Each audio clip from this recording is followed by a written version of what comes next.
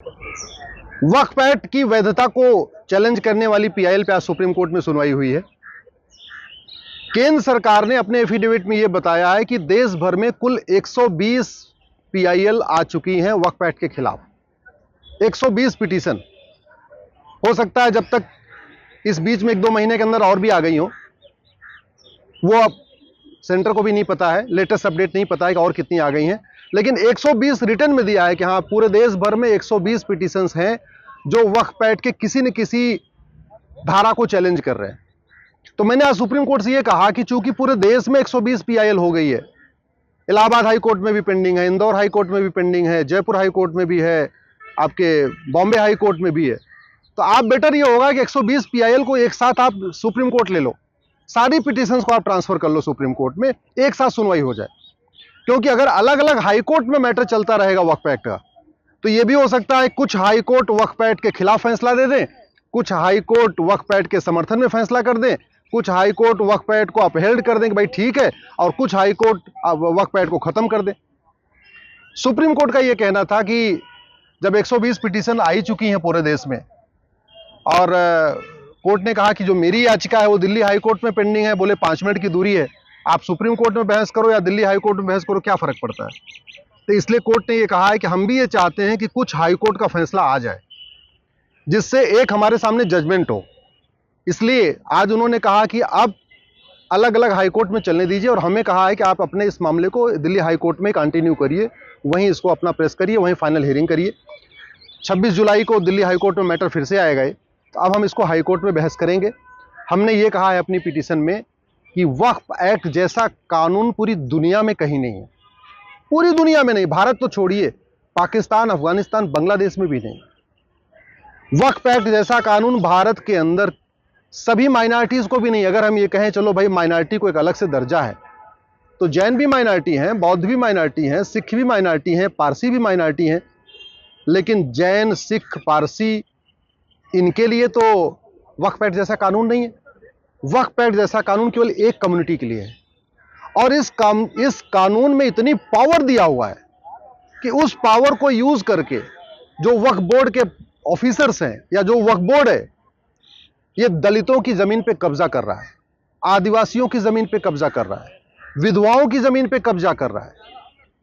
जो सार्वजनिक स्थान होता है, खेल का मैदान, ऊसर, बंजर, पार्क, या रेलवे लाइन के किनारे जो सब जगह छोड़ा जाता है, या हाईवे के किनारे जो जगह छोड़ा जाता है, उस पर एक कब्जा करता चला जा रहा है। और यह वक्फ बोर्ड चूंकि राज्य में एक ही होता है, अब जो बॉर्डर के एरिया होते हैं उनके लिए बड़ा मुश्किल होता है कि वक्फ बोर्ड में जाके मुकदमा लड़े।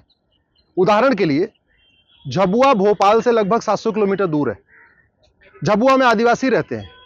अब यह वक्फ बोर्ड जब किसी आदिवासी को नोटिस भेजता है, और उस आदिवासी ने कभी झाबुआ की भी कोर्ट नहीं देखा है, उसको क्या लेना देना झाबुआ को, कभी उसका सारे मुकदमे आपस में पंचायत में हो जाते हैं। लेकिन जब ये वक्फ बोर्ड झाबुआ के आदिवासी को नोटिस भेजता है और कहता है जो अपना जवाब देना आके भोपाल में दो, क्योंकि वक्फ बोर्ड का ऑफिस तो भोपाल में है, वो आदिवासी बेचारा भोपाल कैसे पहुंचेगा, तो उसको कहते हैं या तो कन्वर्ट हो जाओ या तुम्हारी अपनी जमीन कब्जा हो जाएगी, जमीन चली जाएगी। तो वो मजबूरी में आदिवासी कन्वर्ट भी हो रहा है। तो वक्फ बोर्ड अपने आप में कन्वर्जन का बहुत बड़ा टूल हो गया है। मेरठ मुजफ्फरनगर से लखनऊ 600 किलोमीटर दूर है। अब कोई पार्क है अगर मेरठ मुजफ्फरनगर का, या कोई चारागाह है, गोचर की भूमि है, अखाड़े की भूमि है, खेल का मैदान है, वहां पे जब वक्फ बोर्ड कब्जा कर लेता है, तो वहां के अधिकारी, पटवारी, कानून गो, लेखपाल, वहां पे मेरठ की कोर्ट में नहीं जा सकते, क्योंकि कानून ये कहता है आपको वक्फ बोर्ड में आके अपने जवाब देना है। अब जो सरकारी जमीन है उसके लिए कोई भी लेखपाल, पटवारी लखनऊ कैसे जाएगा। अगर किसी मजबूत आदमी की, मान लीजिए मिडिल क्लास है, अपर क्लास है, उसकी जमीन पर अगर वक्फ बोर्ड कब्जा करता है, तो वो तो अपना जवाब देने फिर भी जा सकता है, भाई ठीक है 600 किलोमीटर दूर भले है, लेकिन उसकी जमीन जा रही तो जाके जवाब देगा, मुकदमा लड़ेगा।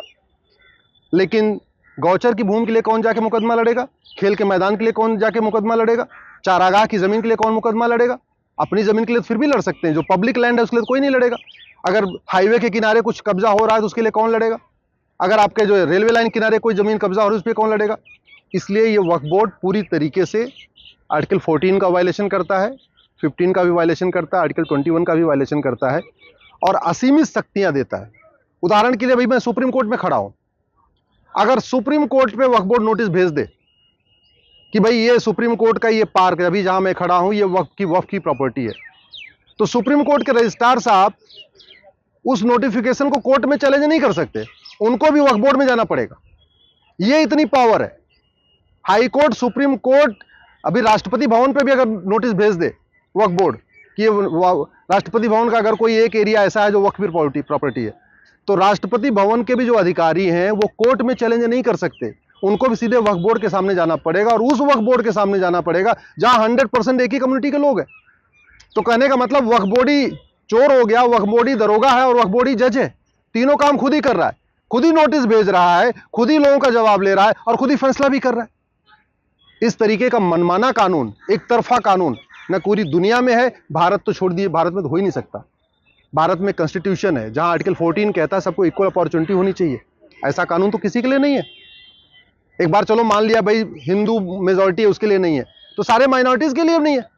वक्फ बोर्ड केवल एक कम्युनिटी के लिए है। अगर सारे माइनॉरिटी का होता तो जो वक्फ बोर्ड है, जैसी पावर है ऐसी पावर सिखों को मिलनी चाहिए, ऐसी पावर जैन को भी मिलनी चाहिए। एक जैन बोर्ड भी होना चाहिए, एक पारसी बोर्ड भी होना चाहिए, एक यहूदी बोर्ड भी होना चाहिए। मान लो हिंदुओं को नहीं, हिंदू मेजॉरिटी कम्युनिटी है, लेकिन जो माइनॉरिटी है एक ईसाई बोर्ड भी होना चाहिए, लेकिन नहीं, एक बोर्ड बनाया वक्फ बोर्ड। इसलिए ये जो नरसिम्हा राव का कानून है कांग्रेस ने 1995 में बनाया है। हमारा ये कहना है कि इस कानून को खत्म किया जाए। सेंट्रल गवर्नमेंट का अभी तक इस पर जवाब नहीं आया। मैं सरकार से भी रिक्वेस्ट करता हूं जितने जल्दी हो सके आप अपना जवाब दाखिल करिए, इस per day to day hearing हो। और मैं तो कहता हूं हियरिंग क्यों हो, पार्लियामेंट का सेशन आ रहा है, सीधे सीधे वक्फ कानून को खत्म करिए। 1991 का प्लेस ऑफ वर्शिप एक्ट, 1992 का माइनॉरिटी कमीशन एक्ट और 1995 का ये वक्फ एक्ट, ये 3 महा घटिया कानून है। मेरा तो ये मानना है ये कोर्ट में सुनवाई होने की बजाय इस पे पार्लियामेंट में बहस होनी चाहिए और पार्लियामेंट की ड्यूटी इसको खत्म करें। मैं आप लोगों से निवेदन करता हूं, अगर आप अपने सांसद विधायक से मिल सकते हो तो जाके मिलिए और मिलकर कहिए कि पार्लियामेंट का सेशन आ रहा है, आप 1991 का प्लेस ऑफ वर्शिप एक्ट, 1992 का माइनॉरिटी कमीशन एक्ट और 1995 का वक्फ एक्ट, इसके खिलाफ संसद में आवाज उठाइए, प्राइवेट मेंबर बिल पेश करिए। अगर कोई सांसद इस वक्फ एक्ट को खत्म करने के लिए बिल पेश करना चाहेगा, बिल मैं बना के दूंगा, मैं गारंटी लेता हूं। लेकिन आप लोग इसके खिलाफ अपने अपने सांसदों से मिलिए, विधायकों से मिलिए। विधायक हालांकि इसमें कुछ नहीं कर पाएंगे, विधायक केवल आवाज उठा सकते हैं, लेकिन सांसद तो बाकायदा पार्लियामेंट में बिल पेश कर सकते हैं और पार्लियामेंट का सेशन शुरू होने वाला है। तो प्लीज आप अपने सांसद से जरूर मिलकर इस पे खत्म करने की मांग करिए। वीके न्यूज, राष्ट्र के नाम।